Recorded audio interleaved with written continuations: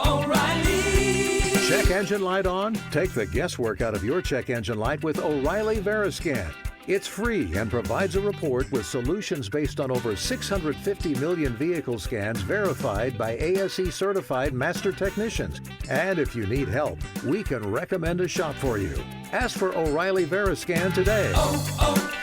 O'Reilly Auto Parts. Shop Mattress Firm's year-end sale and put an end to junk sleep. Save up to $500 when you get a king bed for the price of a queen or queen for a twin. Plus, get a free adjustable base with qualifying Sealy purchase up to a $499 value. Or shop top-selling brands and get up to 50% off select mattresses, like Sealy twin mattresses starting at $224.99 or Serta twin mattresses at $349.99. And shop with confidence thanks to our low price guarantee. Only at Mattress Firm. Restrictions apply. See store for details. The CBS Radio Mystery Theater presents...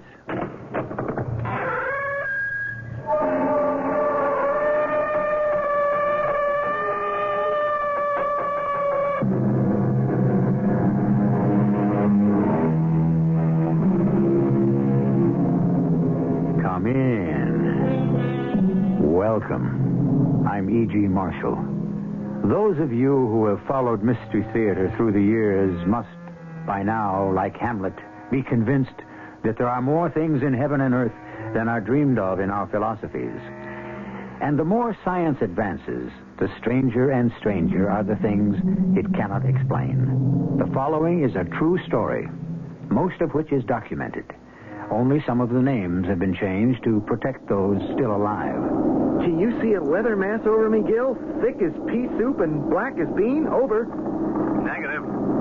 What goes, Billy? Over. It's weird. I got this black mass sitting right over me, and below the sea's gone all white and choppy. Over. You hold on and keep circling. I'm coming your way. You read me? Over. I read you loud and clear, but you better contact center. I'm really getting bounced around. And I don't know what's going on here.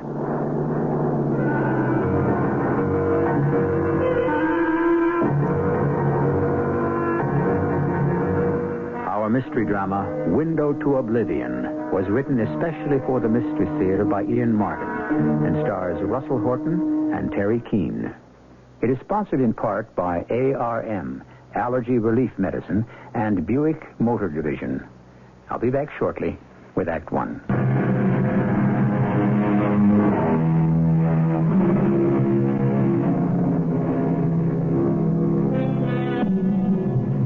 On December 15th, 1945, after coming through World War II unscathed, if anyone had told Marine pilot Lieutenant Billy Howard this was his last day on Earth as a living human being, he would never have believed them.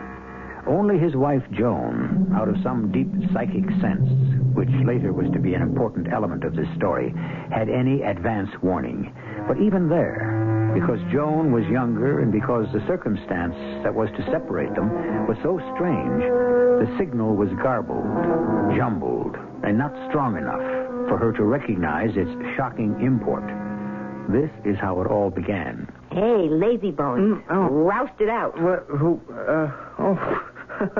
Hey, it's broad daylight. What time is it? Ease up, darling. No sweat. It's only 9 o'clock. Oh, thank heavens. Well, then what's the big hurry? I'm not due at the base till noon. That's when the Marines repossess you, darling. But for this morning, after I feed you, you remember you were all mine? We're going on a little shopping spree for the loving wife? Oh, yeah, I'm sorry. I forgot about that for a minute. Hey, how about the war being over and just nice to talk about normal things? It's been over for a few months. And it is about that time. Ooh, what time? To talk about normal things. Oh, Billy, I really don't care about the shopping. That's just a symbol. Oh, I do. I want my wife to be dressed as gorgeous as she looks. I would give up an all-year-round wardrobe to know my husband wasn't going to be dressed the way he is anymore, no matter how gorgeous he looks. Honey, I still haven't piled up enough points to get separated from the service. The moment you do, I want you to. Please. Oh, I don't know. It's a pretty good life, Joan. I've put in quite a bit of time learning to be a Marine pilot. We might do worse. No. No what? I I don't want you flying anymore, Billy. Joan, darling, you never acted like this before. All right, I know. I just have this feeling. Will you be going up today? Well, sure, but it's just a routine scouting flight. Scouting for what? Oh, come on, Joan. What's gotten into you? Billy, I don't know. It started last night. I have this obsession that if you go up on this flight, I don't know. I just feel like you're never going to come back. Hey, come on. What goes? It's like somebody is trying to send me a message, only I'm too stupid to understand. Darling, do you have to report today? I'll tell you what. Let's go buy you a new wardrobe and get you all set, and then we'll start to worry about me.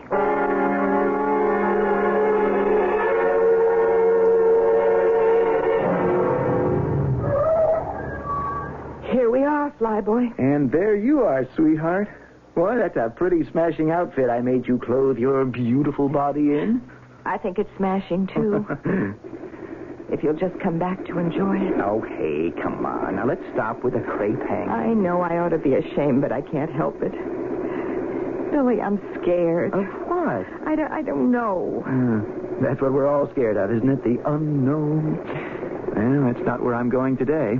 Where are you going? If it holds true to custom, the same few hundred square miles of Atlantic that I keep tracking day after day till I have a hard time staying awake. Where? Northeast from Fort Lauderdale to Bermuda, square off southwest for a leg, and then back due west to base. Just defense patrol. Now, any more classified secrets you'd like to worm out of me? Oh, Billy. Billy, I love you so. What would I do without you? Johnny, come on. 23 months in action in the Pacific. I come out without a scratch. What could happen on a routine milk run like today? I know. I'm just being silly. Hold me a minute.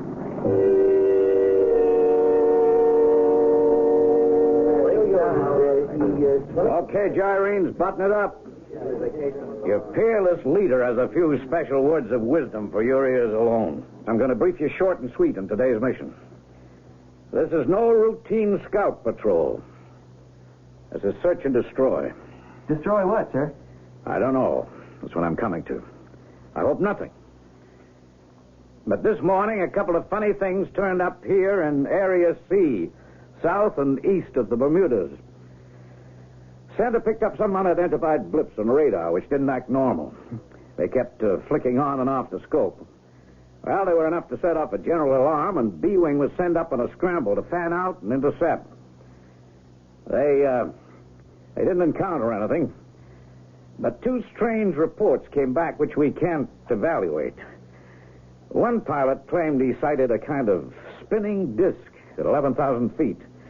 But when he tried to close with it, it shot straight up into the stratosphere and disappeared. Another pilot flying at 1,500 claims that about 200 miles south of Bermuda, the sky suddenly went black above him. And below, the water was boiling white and eddying in a counterclockwise direction.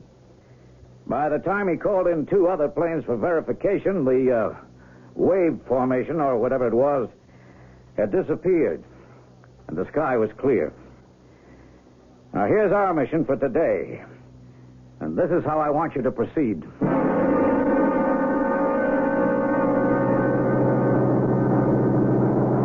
This is Wing Commander Little Eva. We're coming up 5,000. When we reach altitude, peel off and run through your own grid patterns at altitudes assigned. No communication during flight unless you've sighted something you can't handle. Oh, and in emergency, do not use regular code word for disaster or aid requests. Use Red Apple. Repeat, Red Apple. All aircraft acknowledge this message by the numbers as I request you to speak in. Coming up, number one. Over to you.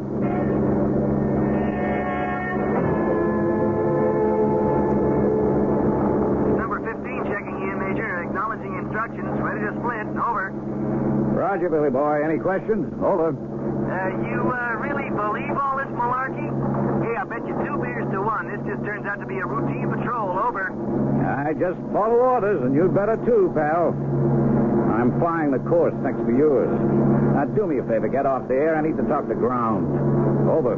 See you on the deck. We'll laugh at this. Over and out. One bet I could take him up on. This is Flight Little Eva to tower. We are at 5,000, heading 60. Now departing traffic and leaving your frequencies, going over to M Center. Bye-bye. Expect us back as brief, 1,700 hours. This is Little Eva saying so long.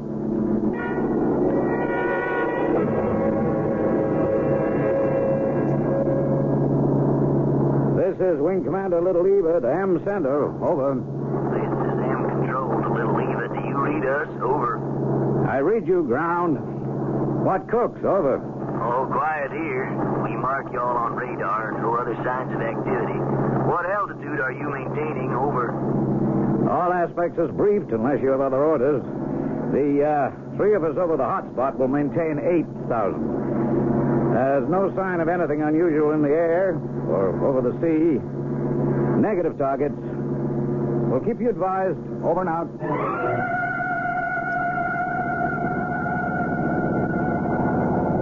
This is Billy 15 to number 1 Little Eva. Do you read me? Do you read me? Over. Read you loud and clear. Why are you breaking silence? Over. I am northeast quadrant, sector 5-1, south of Bermuda, a couple of hundred miles. Second sweep on my grid, and I don't like what I see. Over. Enough to break radio silence? Over. Too right. Where are you? Over. About 70 knots southeast of you. 8,000. Over. I don't know, Gil. It's weird. I got this black mass sitting right over me, and below the sea's gone all white and choppy. It's kind of swirling like maybe a submarine was surfacing. Only I want to tell you, if it is the biggest submarine you ever saw. Over. You hold on and keep circling. I'm coming your way. Oh, you better contact the M Center and alert them. You read me? Over. Yeah, I read you loud and clear, but I'm in real rough weather, getting bounced around.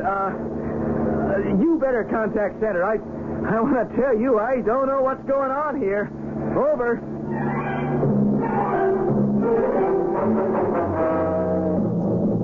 This is M Center Control to Little Eva Commander. Communications to your 15 Little Eva interrupted. Are you in his area? Over. This is Little Eva, number 1. I'm heading his area. Everything normal here. What goes there? Over. Well, we don't know. We got a blip on the screen, unidentified, and he was on collision course. Now it looks like he's circling target. Over. I told him to hold up, but he didn't acknowledge a sighting. You better contact him. Red Apple. Red Apple. I'm under attack, I think. I don't know what it is. A thing like an enormous pot lid with no handle. It circled me, then stood on one edge. The thing went by me so close it nearly sheared off my port wing. Now it's over me. Hovering. It's coming down. The compass is going haywire. This is M Center Control to Little Eva 15. Do you read me? Come in, Little Eva. Little Eva 15, hang on. Help is on the way. Do you read? Over. I read you, but don't send help. No use. Nothing you or anyone can do. This thing is sucking me in. Swallowing me up. It's from outer space. Outer space. Outer space.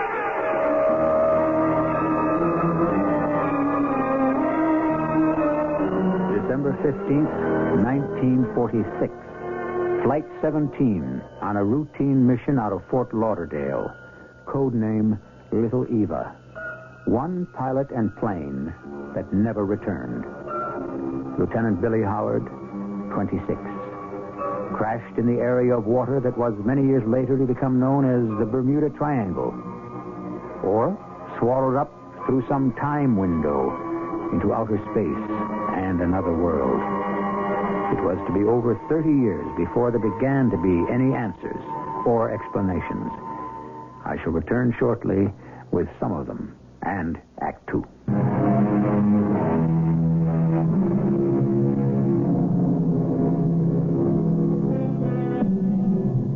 Whatever happened to Billy Howard? A Marine pilot flying a routine mission who disappeared as suddenly and mysteriously as though a hand had reached out of the sea or the sky and whisked him into some other dimension. Did he simply crash as was reported to the public? Or were there reasons why his particular fate was hushed up and the true circumstances kept from his wife? Let's take one more look at his disappearance and then follow his story from 1945 to today. This is M Control Center to Commander Little Eva. What happened to your wingman? Come in, over. Commander Little Eva, M Central. I don't know. I had him in sight, but he just disappeared. What can you tell me, over? Well, we had his blip on the scope. There was another unidentified blip on intercept course. They fused and went right off the screen. What, did he crash with something? Over. No, definite negative. No other craft within sight. He just disappeared. Over. Well, what do you mean, disappeared? Went into the drink, crashed in the sea? Over. No, he didn't crash. He just disappeared. Over. You had him in full sight? It happened before your eyes? Over. Well, there was temporary cloud cover, not over 10 to 12 seconds. But when it cleared, he was just gone. Over. So it's still possible he ditched? Over. No way I could see. I mean, I guess he must have, but it just isn't logical. There's no time. I'd have seen a plane, a parachute, something. I don't mind telling you, I'm getting heebie-jeebies. You got any sightings there on the scope? Over. Negative. Just your flight wing, all coded. We are sending out PBY Air Sea Rescue to comb the area. Now check your position carefully and give me your best estimate of coordinates so we can zero in. And Major, button up on this. No leaks. It's stamped top secret.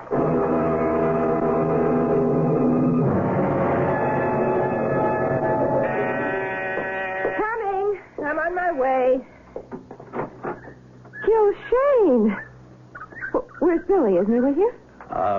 Joan, could I come in a minute? There's something I knew it. Something's happened to Billy. What is it? Joan, if I could just step in for a second. All right. I'm sorry. Come in. Thanks. Tell me about Billy. What is it? He's hurt? Please tell me he's just hurt. He's not dead, is he, Gil? Please don't say that he's dead. Hey, take it just easy. Just tell me that he's not dead, please. Joan, I just don't know. What do you mean you don't know? I don't know what happened to Billy. If he's alive or if he's dead. At 1500 hours this afternoon, 3 p.m. your time, Billy just up and disappeared. Disappeared? And is playing with him.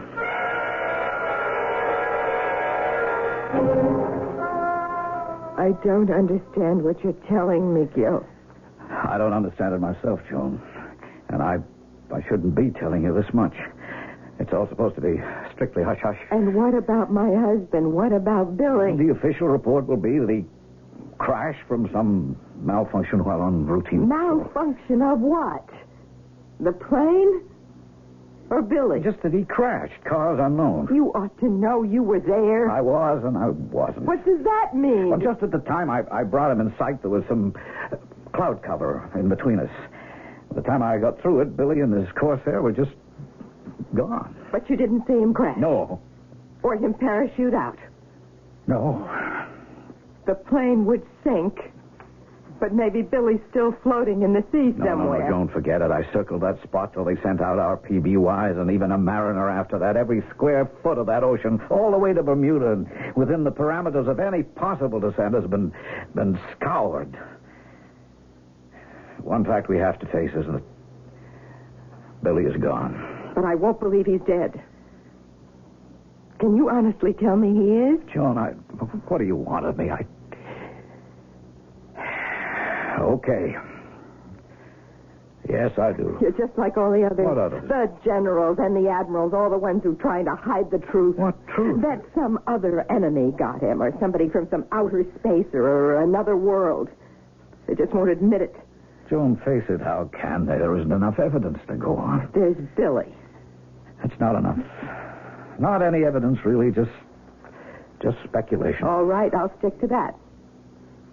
At least if I do, I can still have some hope he's alive. Don't you? What can I say, Joan? Planes, men don't just disappear into thin air. He must have crashed. But you don't believe it all the way. I gotta believe it, or else I... Or else what? That some other world is invading us? Yes, anything like that. Every precaution is being taken. The whole service is on the alert. You don't have to worry that every step will be taken to make sure that we're in no danger. Has it ever occurred to you that these people, these extraterrestrial forces, might not be our enemies? After 5 years of war, I don't trust anything or anyone. So you want Billy to be dead? I have to be honest, Joan. Yes. Well, I don't believe he is. And I will never believe it till it's proven to me. I won't accept the fact that Lieutenant Billy Howard is dead.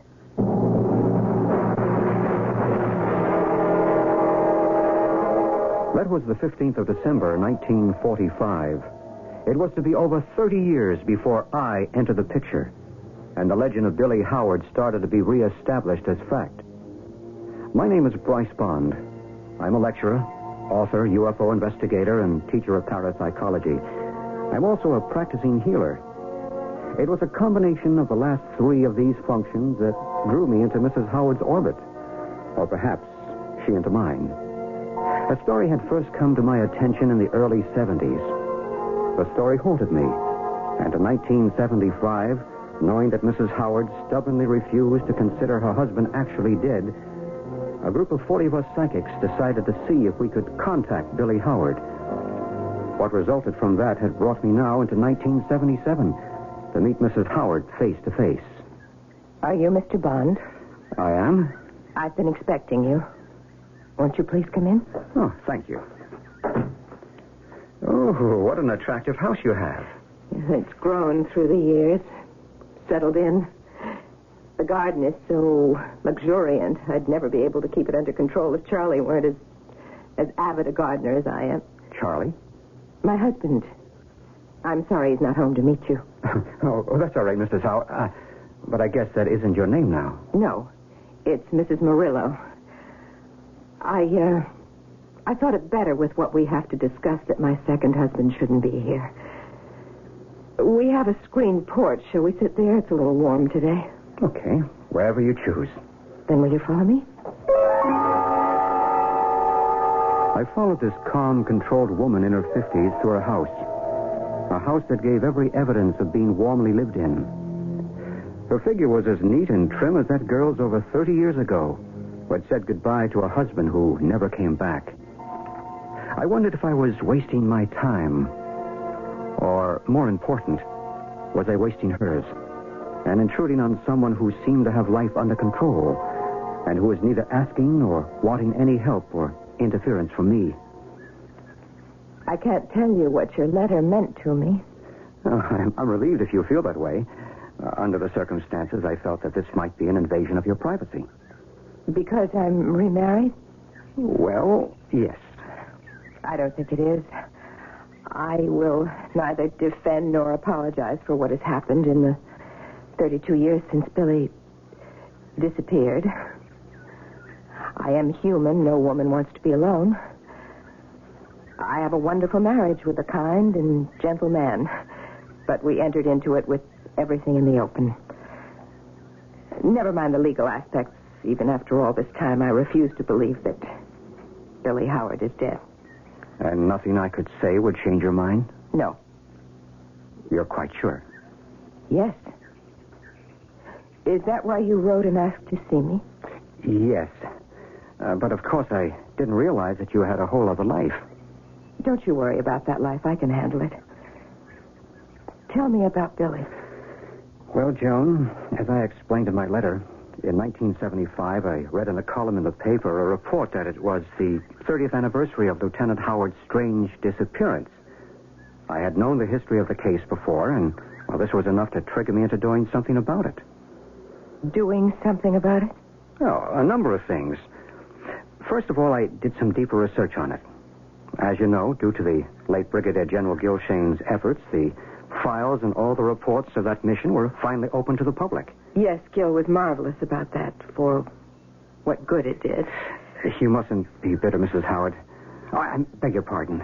Suppose you just call me Joan, less confusing, and I'll call you Bryce. That would help. Please go on. Well, I was just trying to say that you shouldn't be too bitter about the reaction of the authorities. It's one thing to be able to say that either by a malfunction of the plane or some mistake of the pilot, an unfortunate and fatal crash occurred. But to speculate on what really happened, that would be very difficult for established and audit principle. What do you think really happened, Bryce? Now, for me, it's simple. I don't think. I know. What? What I told you in my letter. What 40 of us psychics have established and can prove. What you know you believe yourself, or I wouldn't be here.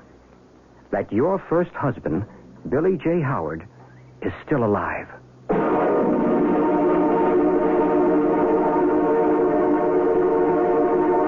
For all her instinctive beliefs, Joan Howard is shaken to the roots.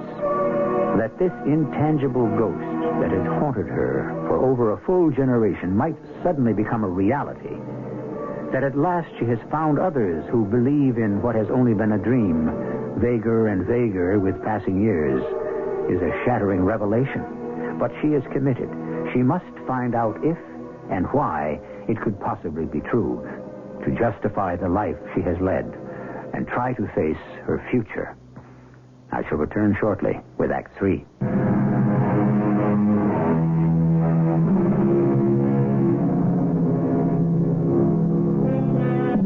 With Bryce Bond's quiet, positive announcement that her first husband is still alive, suddenly Joan is swept by forces beyond the iron control she has practiced all these years. She seems to shrivel suddenly, to become her age and beyond it, to be shaken and set adrift, reaching for any straw of reassurance to help her face the enormity of the belief she has nurtured in secret all these years, which now may become stark reality. You said 40 of you? There are 40 other people in the world that believe with me that Billy is still alive? That's right. I'm stunned. I don't know what to say. Where is he? Joan, I'm afraid I can't tell you that. Why not? Oh, it isn't that I'm keeping any information from you. I have seen Lieutenant Howard, and I have talked with him, as have others. But exactly where he is could only be an educated guess. Why? Because he's not in our dimension, in our world. I just don't understand. Well, look, let me explain, Joan. You know, our world is not alone. There are other cultures, alternate realities, some of them living concurrently in the same time stream as ours. Others light years ahead of us. I think you believe this, as I do. Yes, I do, but Let me finish, please. Now, these other worlds, many of them meet and relate to each other. We know, or can theorize this, because dotted across our globe are convention spots, meridian points, window areas. Call them what you want. One of them is in the Sea of Japan, one in Arizona, one south of the Bermuda Islands. What is a convention spot or a window area? A spot where people converge from all levels, all dimensions ever so often. A mass movement of cosmic energies that causes a kind of an explosion in the physical dimension. This is all speculation, isn't it? I mean, it is not scientific fact. Oh, but it is. Sir Isaac Newton postulated that where energy and matter meet, there is created a timeless dimension called -0. What has all this to do with Billy? Well, your husband happened to be in the right spot at the wrong time.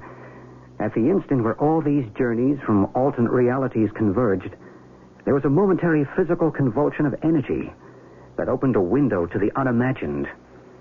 And in that instant, whoever was caught on the surface was sucked into the vortex through that window and trapped in a timeless void. And that's where Billy is now? Where he's been all these years? Yes. Oh, how awful, how terrible for him. No, don't forget. He's in a different time from us. And remember, we have talked to him. Not only once, but twice. And although he is anxious to get back to you, He is far from unhappy. You have actually talked to him? It was because you finally went to APRO that I felt I had to get in touch with you. APRO? The Aerial Phenomena Research Organization. Oh, yes. Yes, of course. I'm sorry. I didn't realize. Well, like so many organizations, the title is a jawbreaker, so we all use the acronym for it, APRO. You say you talked to him. How can you be sure it was Billy? We can't. Although he identified himself as Lieutenant Howard, we can't unless someone like you authenticates it. Me? How can I'm not an authority. You are on Lieutenant Howard. Look, I won't bother you with the 40 original reports we had on meetings with him. But on the strength of those, recently, 2 of the psychics and myself made contact with him. But I don't ask you to take this on faith, Joan. I have solid evidence. Evidence? Yes. Let me refer to some notes we made. All right. Here. Your husband told us he was 26 years old when he disappeared, and that 2 days before the ill-fated flight was the anniversary of your first date, 10 years before. At Pasley's Diner on the corner of Plain and Elm Streets in Bloomsbury, Ohio. Yes, that's right. It was raining, and he had a hole in one of his shoes, and you ordered filet of sole. How could anyone else but Billy remember that? I'll tell you other things. He has a mole on his left shoulder blade and 2 scars. A little one under his eye where he got hit by a baseball, and one alongside his right kneecap from having cartilage removed after a football injury. Yes. You were childhood sweethearts, never went with anyone else, were married before he joined the Marines in 1939. It was a civil ceremony, and he lost the ring and had to run out to the 5 and 10 to buy one. After you were married, he brought you a real one inscribed, "You'll never lose me. Love, Billy." And the 5 and dime when he wears around his neck to this day. How could anyone know all this? Only because Lieutenant Howard told us. Then he is alive. He really and truly is alive. But he's trapped in a timeless void. What can we do to get him out of there? You don't need any techniques but love. I can help you relax, put you in a state of mind to be receptive to the waves of energy and electromagnetism from beyond. But I can't bring Billy back here. What would I do about Charlie? I'm married again. Perhaps you could go to Billy. Set his mind at rest. Oh, I'd be afraid to. What am I going to do? What am I going to do? It was late that afternoon that I left Joan Howard, now Joan Murillo, to call her by her second husband's name. I was in 2 minds as I drove towards the Miami airport. Would I, and should I have interfered if I had known that she was remarried? But that was a decision really beyond me. As a psychic, I had responded to a distress signal from 2 worlds. I was only an instrument, the decision not mine. I thought of Billy Howard as I had last seen him, imprisoned in a sort of glass cylinder, lost and alone, seeking any communication with his lost wife. I would have been amazed if I had known what was happening in air traffic control in Miami at that moment. Lieutenant Colonel Banyan? Speaking. I think you better get down here, sir. I got a bogey at 242 heading will not acknowledge. Now, I don't know who this lollipop is, but he's violating airspace. I'll be right down. Should I sound defense intercept? No, you hold it till I get there. Roger. But you keep after that lollipop. You make him identify himself. Affirmative. We'll comply. This is M Center. Aircraft on heading 242. Imperative you identify. Give us your type and position. If unable to communicate, try to squawk us your 2011. Which way are you going? This is M Control to aircraft headed 242. If you do not identify... Where's this bogey you were talking about? It's right there, sir. All other planes are identified? Checked and double-checked. This boy won't answer you. Maybe his radio is out. Maybe a lot of things, but that bogey is well inside the DZ. I'm going to send up... Hey, what happened to him? Well, I don't know. He just dropped out of sight suddenly right off the scope. Well, where'd he go to? Search me, sir. Unless he got below 800 feet, that would take him off the screen. You better hit the panic button. You scramble the DZ intercept. We got to find him, whoever he is.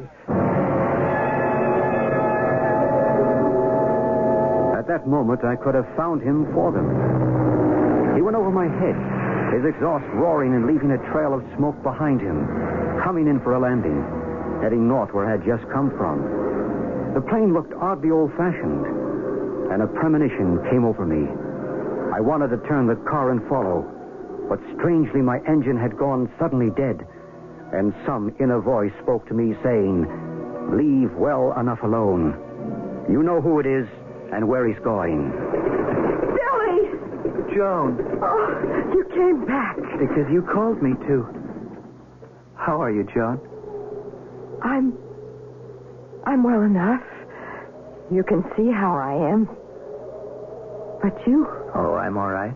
You needn't have worried about me. I see that now. You haven't changed a bit. You're just the same as the day you said goodbye to me. You haven't changed either, Joan. Oh, you don't have to be gallant. I'm an old woman. Oh, older, maybe, not old. What a wonderful thing that after all these years, your faith has helped keep me alive. Has it been so awful? Oh, not awful at all. And time is different. It hasn't been long for me, preparing, getting ready for what I had to do. For what you had to do? Well, that doesn't matter at the moment. What's important is that we are together again. Come with me. Where? To a whole new world that I'm just about ready to be accepted into. What sort of world? It's under the sea, on the ocean bed.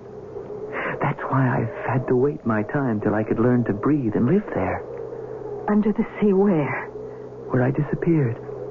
Down among the pyramids. Beneath what they call the Bermuda Triangle?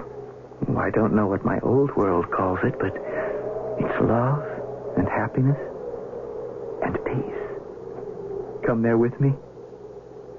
Oh, Billy, I can't. Our worlds have slipped us by. I can't come with you. Of course you can. Why do you think I was allowed to come back? Billy, it's too late. If I came back with you to your world, you would still be a young man, and I would be a wrinkled old lady who could be your mother. Maybe even your grandmother.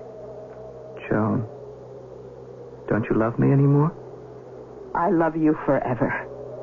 As I did when we were together. As I may in some future heaven. As I do now. In memory. But my love at last has its place. As yours must have for me. You and I are at peace. And it's time for us to say a real farewell. I'm glad I came back. So am I, Billy. It's time for you to leave. Yes. It's time. To the future. When we will all be rejoined again.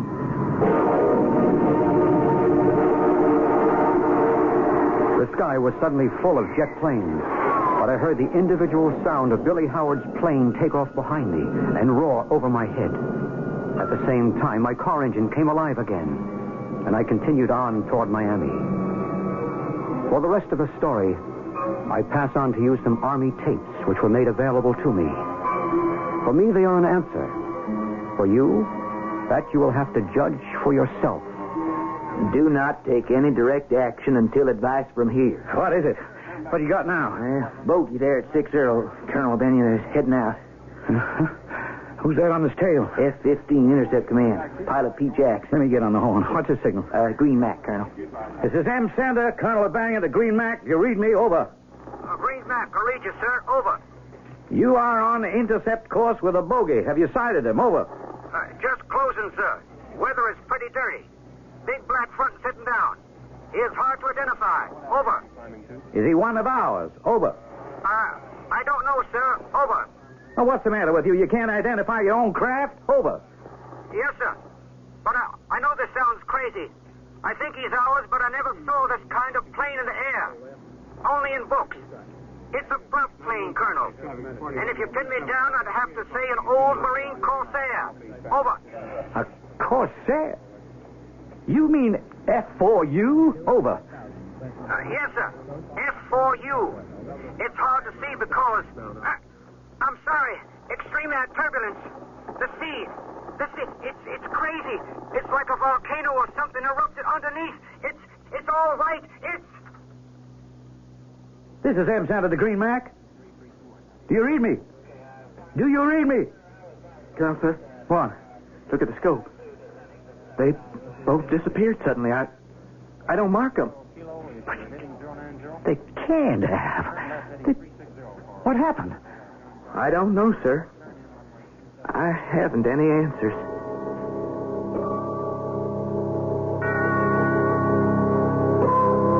Do we have any answers? There are accidents, but what explains them? Are they just a statistical number that catches up with a random individual, or are they, as Bryce Bond and others believe, the result of the meeting between other worlds which coexist with us? Are we just the skin of the onion, and living as close to us as that skin, beneath it, layer upon layer of other dimensions, are other cultures, other civilizations? That's up to you to decide. I'll be back shortly.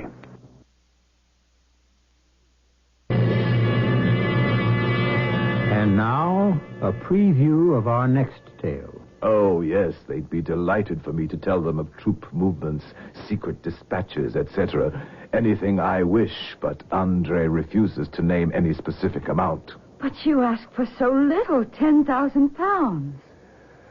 We'll write back to John Andre. Peggy, draft up some letter about hats or gowns or whatever. I'll make notes on my views and perhaps, yes, give them some incidental intelligence just to whet their appetite. This messenger who's coming back, is our letter to be given to him? No, we're to tell him who in Philadelphia we're writing to. I'll write directly to John himself. Why not? You must be out of your mind. Write directly to Andre. Why, you might as well take your carriage and drive to British headquarters or shout our intentions from the housetops. This must be done in secret. This is E.G. Marshall inviting you to return to our Mystery Theater for another adventure in the macabre. Until next time, pleasant dreams.